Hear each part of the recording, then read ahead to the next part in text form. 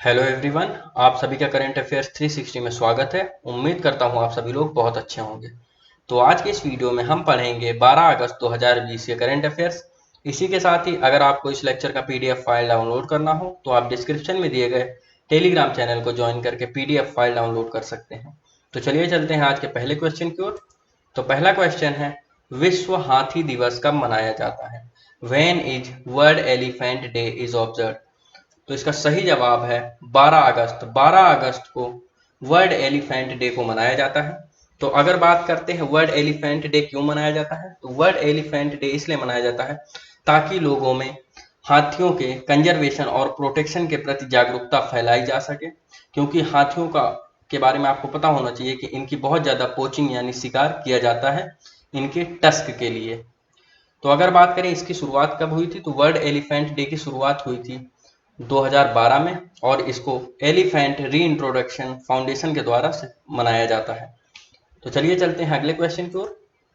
हाल ही में किस राज्य ने भौगोलिक सूचना प्रणाली आधारित प्लेटफॉर्म स्थापित करने के लिए आईआईटी दिल्ली के साथ एक समझौता ज्ञापन पर हस्ताक्षर किए?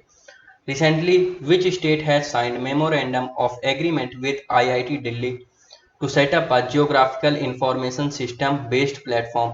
तो हाल ही में बिहार सरकार ने आईआईटी दिल्ली के साथ एक मेमोरेंडम ऑफ एग्रीमेंट साइन किया है to set up a geographical information system based platform.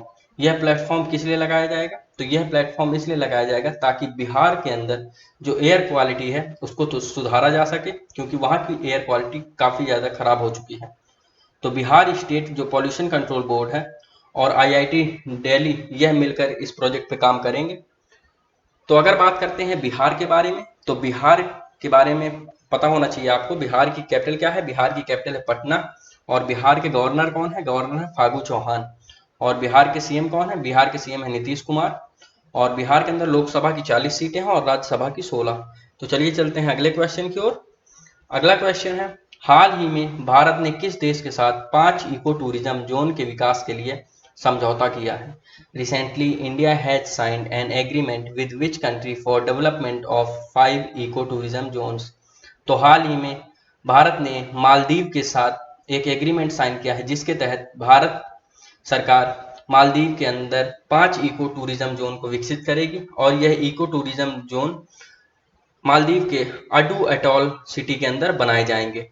तो अगर बात करें इन इको टूरिज्म जोन्स को डेवलप करने से क्या फायदा होगा, तो इन इको टूरिज्म जोन्स को डेवलप करने से मालदीव को बहुत ज़्यादा फायदा होगा, क्योंकि उनका जो टूरिज्म सेक्टर है उसको बहुत ज़्यादा डेवलपमेंट मिलेगा। और इसके अलावा जो मालदीव के अंदर फॉरेन इन्वेस्टमेंट है वह भी बहुत ज़्यादा बढ़ेगा।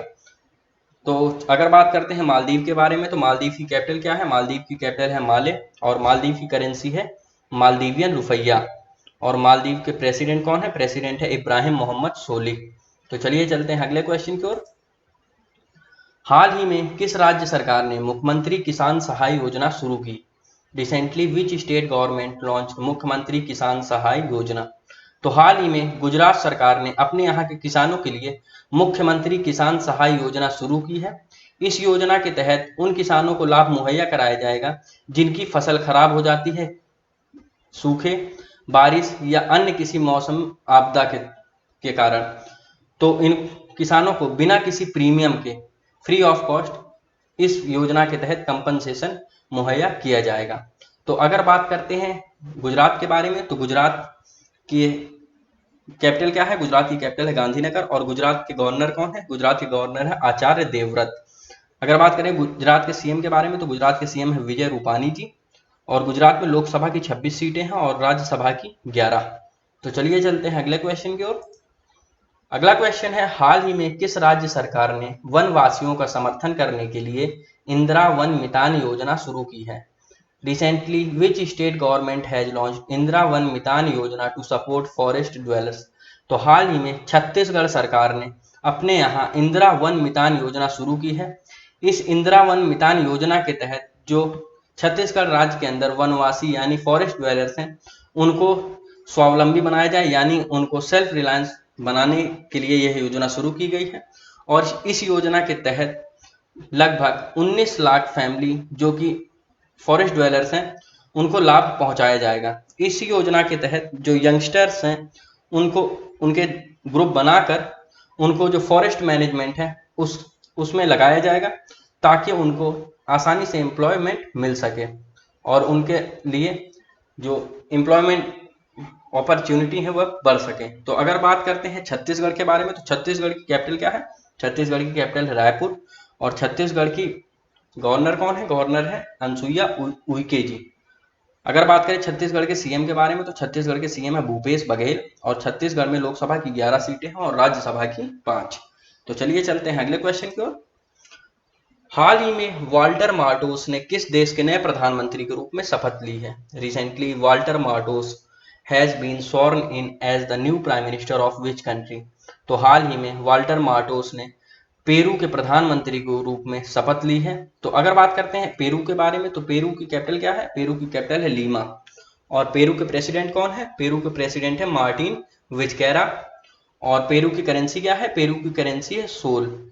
और यह जो पेरू है यह एक साउथ अमेरिकन कंट्री है, यह आपको पता होना चाहिए। तो चलिए चलते हैं अगले क्वेश्चन की ओर।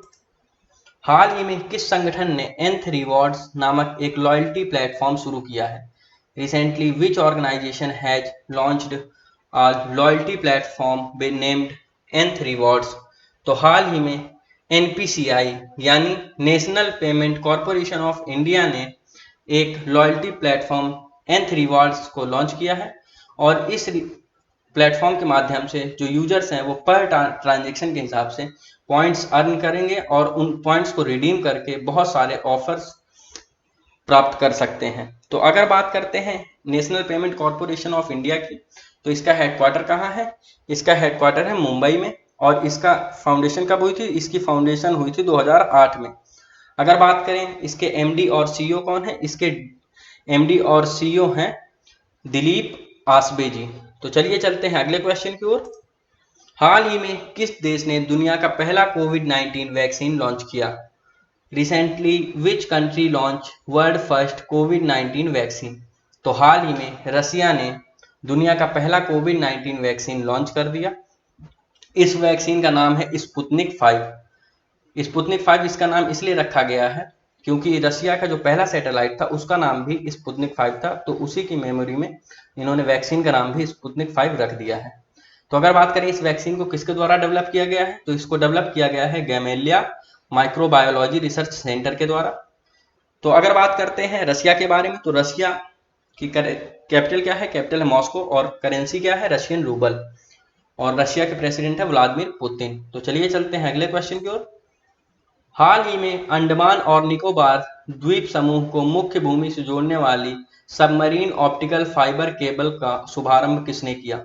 Recently, who launched the submarine optical fiber cable connecting Andaman Nicobar island to the mainland? तो हाल ही में जो ये सबमरीन ऑप्टिकल फाइबर केबल है जो कि अंडमान निकोबार आइलैंड को मेनलैंड से कनेक्ट करती है, इसका उद्घाटन किया है हमारे देश के प्रधानमंत्री श्री नरेंद्र मोदी जी ने।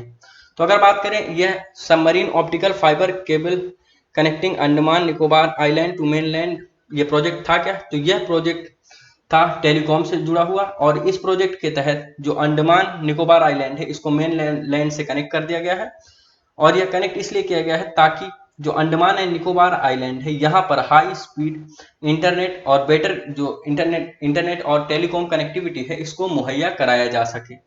तो अगर बात करें इस प्रोजेक्ट की शुरुआत हुई थी 30 दिसंबर 2018 में। और इस प्रोजेक्ट की फाउंडेशन हमारे देश के प्रधानमंत्री श्री नरेंद्र मोदी जी द्वारा ही रखी गई थी। और इस प्रोजेक्ट को पूरा किसने किया है? इस प्रोजेक्ट को पूरा किया है बीएसएनएल ने। तो अगर बात करें इस प्रोजेक्ट में कितनी केबल डाली गई है, तो लगभग 2300 किलोमीटर के आसपास की केबल इसमें डाली गई है। तो अगर बात करते हैं अंडमान एंड निकोबार आइलैंड के बारे में, तो इसकी कैपिटल क्या है? इसकी कैपिटल है पोर्ट ब्लेयर। और यहाँ के अंडमान एंड निकोबार के लेफ्टिनेंट गवर्नर कौन है? लेफ्टिनेंट गवर्नर है एडमिरल देवेंद्र कुमार जोशी जी। इसी के साथ अगर बात करें लोकसभा सीट्स की, तो लोकसभा की एक सीट है अंडमान एंड निकोबार के अंदर। तो चलिए चलते हैं अगले क्वेश्चन की ओर। हाल ही में स्वच्छ भारत मिशन अकादमी का शुभारंभ किसने किया? रिसेंटली हु लॉन्च्ड स्वच्छ भारत मिशन अकेडमी?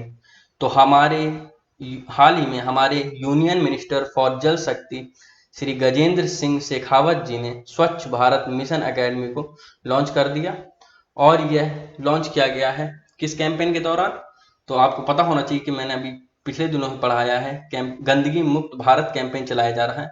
उसी कैंपेन के दौरान यह स्वच्छ भारत मिशन एकेडमी का शुभारंभ किया गया है। तो अगर बात करें इस स्वच्छ भारत मिशन एकेडमी के बारे में, तो यह एक मोबाइल बेस्ड टेक्नोलॉजी है जो कि कैपेसिटी को बूस्ट करेगी, ताकि जो हमारे स्वच्छ ग्रही हैं, यानी जो स्वच्छता अभियान को लीड कर रहे हैं, उनको ट्रेन करने में और स्वच्छ भारत मिशन को बढ़ाने में। तो चलिए चलते हैं कल के पूछे गए क्विज क्वेश्चन की ओर। तो कल मैंने आप लोगों से पूछा था, आईसीसी पुरुष T20 विश्व कप 2021 की मेजबानी कौन सा देश करेगा? Which country will host ICC men's T20 world cup 2021? तो इसका सही जवाब है इंडिया। तो हाल ही में आईसीसी ने क्लियरेंस दे दी है और इंडिया 2021 के T20 मेंस वर्ल्ड कप को होस्ट करेगा। रही बात, इसी के साथ आपको बता दूं 2020 के T20 वर्ल्ड कप की, तो 2020 का T20 वर्ल्ड कप पोस्टपोन कर दिया गया है और इस साल इसको ऑस्ट्रेलिया को होस्ट करना था, लेकिन अब 2022 के मेंस T20 वर्ल्ड कप को होस्ट ऑस्ट्रेलिया करेगा। 2021 इंडिया और 2022 ऑस्ट्रेलिया। तो चलिए चलते हैं आज के क्विज क्वेश्चन की ओर। तो आज का क्विज क्वेश्चन है, हाल ही में खादी और ग्रामोद्योग आयोग ने किस राज्य में अपना पहला रेशम प्रशिक्षण केंद्र खोलने का निर्णय लिया? Recently Khadi and village industry commission decided to open its first silk training centre in which state? तो आप लोगों को मुझे इस क्वेश्चन का सही जवाब बताना है कमेंट सेक्शन में। इसके साथ ही अगर आपको आज के करंट अफेयर्स में कोई भी डाउट हो तो आप मुझसे कमेंट सेक्शन में पूछ सकते हैं। अगर आपको वीडियो पसंद आया हो तो लाइक करें और शेयर करें ताकि और लोगों तक जानकारी पहुंच सके। इसी के साथ चैनल को सब्सक्राइब करें ताकि आपको रेगुलर करंट अफेयर्स वीडियो आसानी से मिलते रहे। तो चलिए मिलते हैं कल के करंट अफेयर्स वीडियो में, तब तक पढ़ते रहें। Thank you.